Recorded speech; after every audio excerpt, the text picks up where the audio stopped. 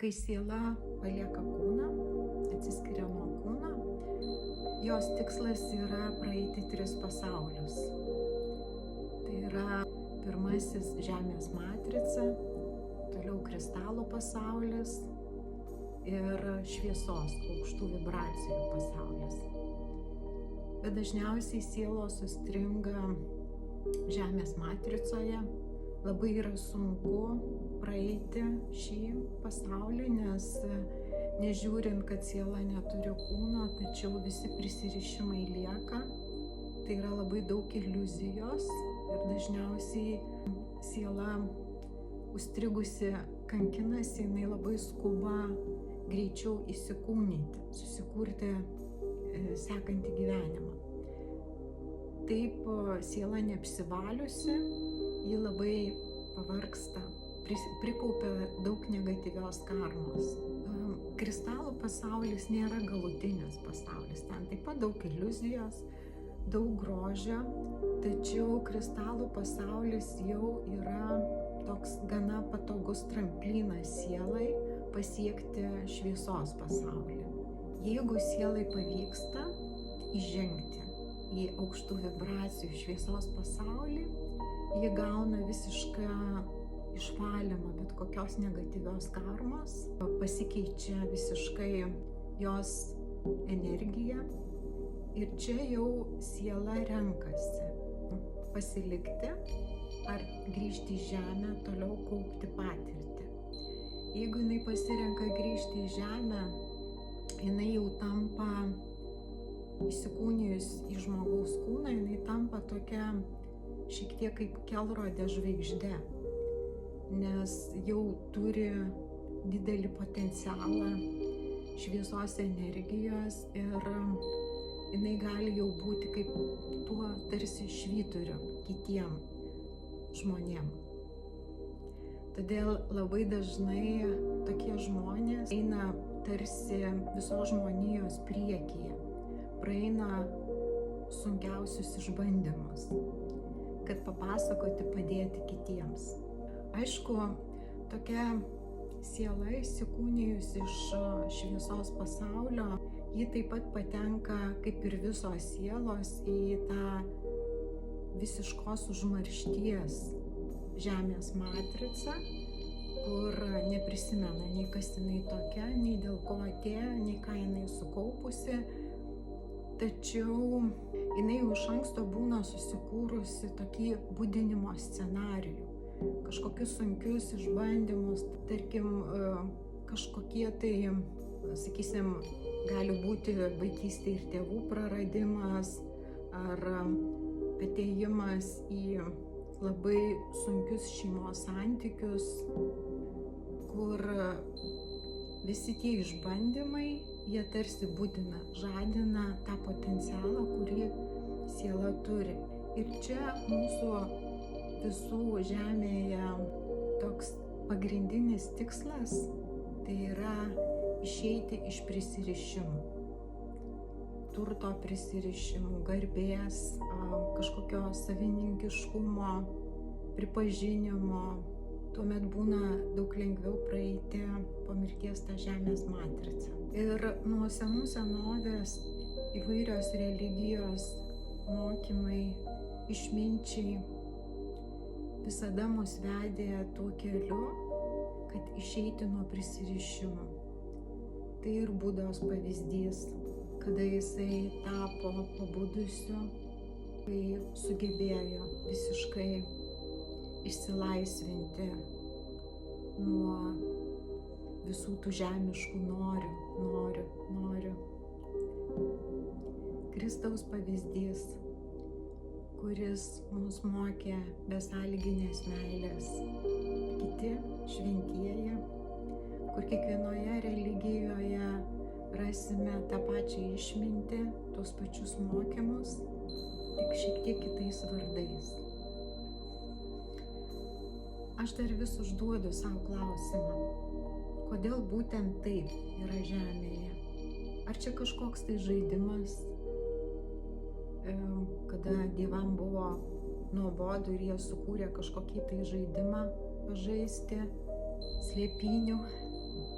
kažkokius tai susigalvoti išbandymus, kas panašu ir tarp žmonių, kada mes susigalvojam įvairias varžybas, įvairius žaidimus, kad kažko pasiekti, kažką įrodyti.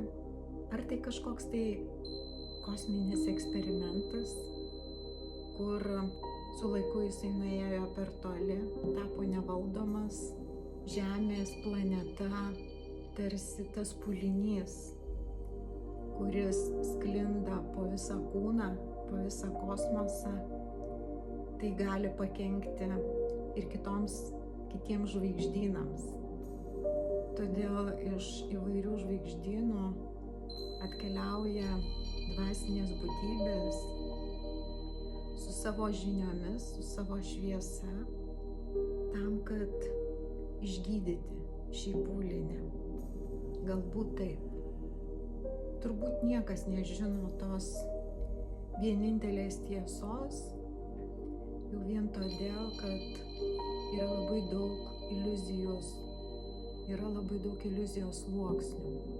Atvėrus vieną sluoksnį, vieną tiesą, vieną paaiškinimą, giliau keliaujant atsiveria kiti sluoksniai, kur yra dar platesnis, dar gilesnis supratimas ir ko gero tai be pabaigos. Todėl, kai aš ieškau tiesos, žinau, kad tai nėra galutinė tiesa ir žinau, kad aš nieko nežinau. Dalinuosi šiais dalykais todėl, kad per savo gyvenimą teko pabūti, teko mokytis tikrai iš labai ypatingų šviesos būtybių, šviesos sielų, žmonių, šamanų, kur norisi dalintis tų pasaulio matymų. Norisi dalintis, kad padėti žmonėms pasiruošti mirčiai. Pasiruošti jau dabar, kiekvieną dieną, išeinant iš prisirišimų, iš ligų. Tas tramplinas iš visos pasaulio būtų kur kas lengvesnis. Dar dabar prisiminiau tokią patirtį. Viename kurse mes ten mokėmės reiki energijos gydymo. Mūsų būrelis moterų praėjom hipnozės seansą, kur visos buvom įvestos į vieną iš praeitų gyvenimų ir būtent į mirties momentą. Tai, kas man atsivėrė, tai buvo tikrai labai lengva, harmoninga mirtis. Aš jau buvau žmogus sulaukęs tikrai seno amžiaus. Tai buvo natūrali mirtis. Ji buvo tokia labai komfortiška, labai graži. Tiesiog pamačiau kažkokias tai labai spalvingas hologramas. Būsena buvo nuostabi, išsilaisvinimo. Bet kodėl pasakoju tą patirtį? Man įdomiausia tai, kad kiekviena moteris pasakojo kitokią mirties patirtį. Buvo tokių, kur turėjo smurtinę mirtį, prieš mirtį daug baimės, bet pats mirties momentas visom buvo nuostabus, lengvas. Todėl mirties nereikia bijoti. Aišku, mes to neišgyvendinsim, nes tai yra mūsų programų dalis. Mirtis nėra blogis, taip pat ir bijoti išeiti irgi yra gerai, nes tai mus apsaugo nuo išėjimo per anksti. Viskas yra harmoninga. Tačiau kadangi besimokydama pati pakeliavau po visus tuos 3 pasaulius ir tikrai žinau, kokia yra vertybė išmokti išsilaisvinti nuo prisirišimų, nuo to,